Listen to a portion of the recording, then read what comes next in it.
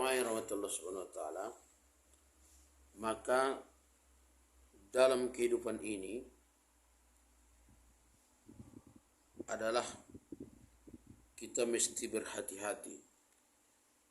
Karena Rasulullah SAW pernah bertanya kepada para sahabat bahwasanya, tahukah kamu siapa orang yang disebut dengan muflis atau orang yang bangkrut? Kalimat bangkrut kalau dalam pandangan kita, jamaah rahmatullah subhanahu wa ta'ala, adalah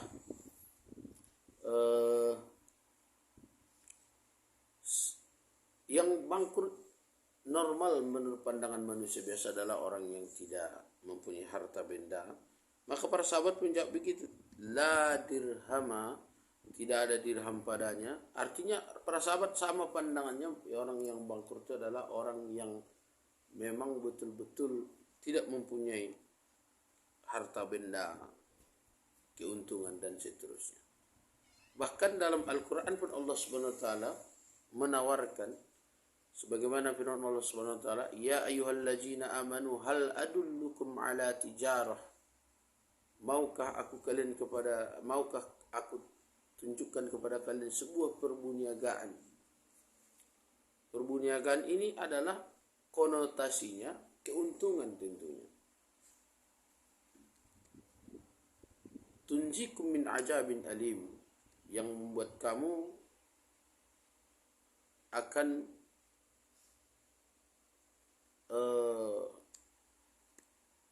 selamat dari azab Allah Subhanahu wa ta'ala. Maka Rasulullah SAW menjelaskan dalam hadisnya itu bahwa sesungguhnya orang yang bangkrut itu adalah nanti pada hari kiamat, kata Nabi SAW,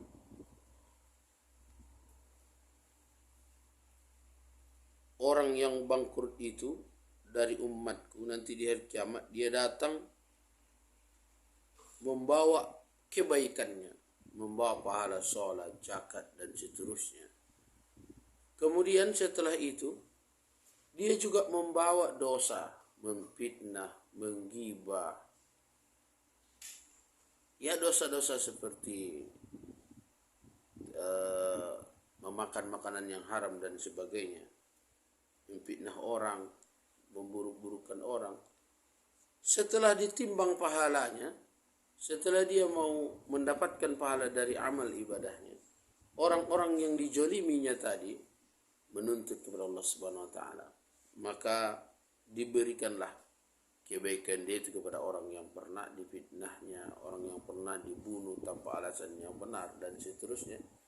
Yang paling parahnya lagi, setelah habis semua, tidak ada lagi pembayaran daripada dosanya tersebut. Yang paling buruk sekali adalah dia malah diberikan lagi dosa daripada orang yang pernah dijoliminya semasa hidupnya. Maka jamaah Allah Subhanahu wa ta'ala, tentunya kita tidak mau menjadi orang-orang yang muflis atau orang-orang yang bangkrut. Biarlah kita bangkrut di dunia, biarlah kita bangkrut nanti dalam hal-hal keduniaan. Mudah-mudahan kita Allah Subhanahu wa ta'ala lindungi daripada kebangkrutan kita di akhirat nanti. Na'udzubillahi min dzalik. Kenapa demikian? Karena memang hal itu merupakan suatu yang sangat tentunya membuat kita menjadi merugi, membuat kita menjadi yang sangat-sangat tidak mendapatkan keberuntungan sama sekali. Kalaulah sudah di akhirat kita merugi, apalagi mau kita kejar dalam kehidupan ini. Maknanya apa?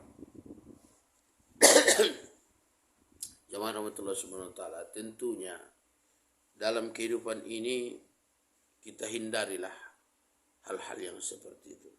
Kalau kita sudah melaksanakan sholat, kalau kita sudah beribadah kepada Allah Subhanahu wa ta'ala, maka baringi pula lah kita berbuat baik kepada sesama. Karena sesungguhnya hubungan kita ada namanya hubungan kepada Allah Subhanahu wa ta'ala, itu disebut juga dengan hablum minallah, Kemudian yang kedua, hubungan kita kepada sesama manusia. Terkadang memang sering kita jumpai orangnya rajin ibadah, tapi lidahnya tak terjaga. Sering juga kita jumpai orangnya rajin beribadah, tapi perilakunya tidak mencontohkan orang yang rajin beribadah.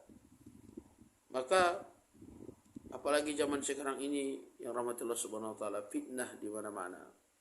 Bahkan jari kita ini terkadang kita tidak menyadari dia sudah mengetik dan men-share keburukan-keburukan yang sebenarnya itu tidak perlu kita buat di medsos kita, WA, Twitter, FB dan seterusnya.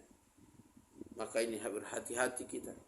Karena Rasulullah SAW sudah menjelaskan orang yang bangkrut dia membawa pahala ke hadapan Allah, tapi di balik pahala itu ada dosa juga yang dia bawa ke hadapan Allah Subhanahu wa taala. Maka inilah yang harus kita